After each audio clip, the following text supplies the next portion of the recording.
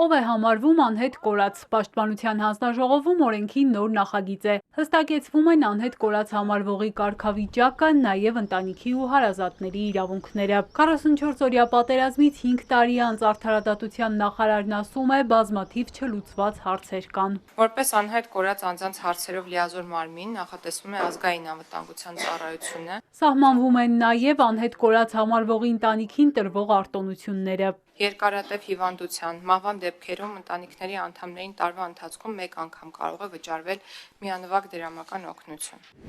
Հաջորդը Հայկ Սարգսյանի նախագիծն է։ Ժամանակին ծառայությունից խուսափած 27-ից 37 տարեկանների համար ճանապարհներ է առաջարկում падգամավորը, կամ վերադառնալ հայրենիք ու ծառայել, կամ վճարել, ազատվելով քրեական պատասխանատվությունից։ Սարգսյանն ասում է, 27 տարին լրացած 1200 տղա այս պահին հայրենիք վերադառնալ չի կարողանում ժամանակին ծառայությունից խուսափած լինելու պատճառով։ Ծառայել 24 ամիս ժամկետով։ Երկրորդ,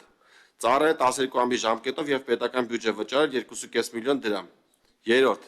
ծառայել 6 ամիս ժամկետով եւ պետական բյուջե վճարել 5 միլիոն դրամ։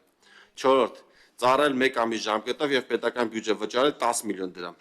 Եվ հինգերորդ, զինվորական ծառայության փոխարեն պետական բյուջե վճարել 15 միլիոն դրամ։ Տարբեր երկրներում գտնվող երիտասարդներ գտնում են քրեական հետապնդման տակ, բայց զրկված են նման ծավալի գումարներ ունենալու հնարավորությունից։ Եթե մենք այս գումարները չսահմանենք, դա կլինի անարդար իրենց ժամկետում 18 տարեկանում ծառայության գնացած քաղաքացիների նկատմամբ։ Նիստն առանց սկանդալի չանցավ։ Պատգամավոր Գեղամ Մանուկյանի անցագրով խորհրդարան մտած Ժողովուրդ օրաթերթի 2 լրագրողներին փորձեցին հեռացնել դահլիճից։ Պատգամավորները թույլ չտվեցին, օրենքի սահմանափակում չկա, ասացին։ Հավատարմագրից զրկված, բայց անցագրով խորհրդարան մտած լրագրողը նիստին մասնակցել կարող է։ Իրենց կամայական որոշմանը մի ենթարկվեք, սա կամայական որոշում է։ Որոշ ժամանակ անց նաև Անդրանիկ Քոչարյանի պահանջով լրագրողներին ուժով հանեցին դահլիճից, հետո էլ քաշքշուկով, աղմուկ-աղաղակով հեռացրին ազգային ժողովից։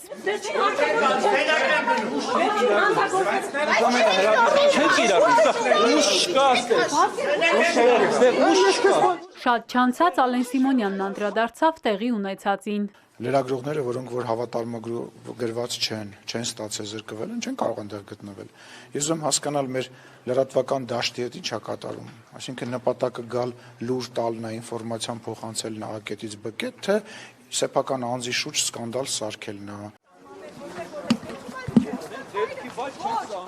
Էրմինե Ղարիբյան, Էպիկենտրոն։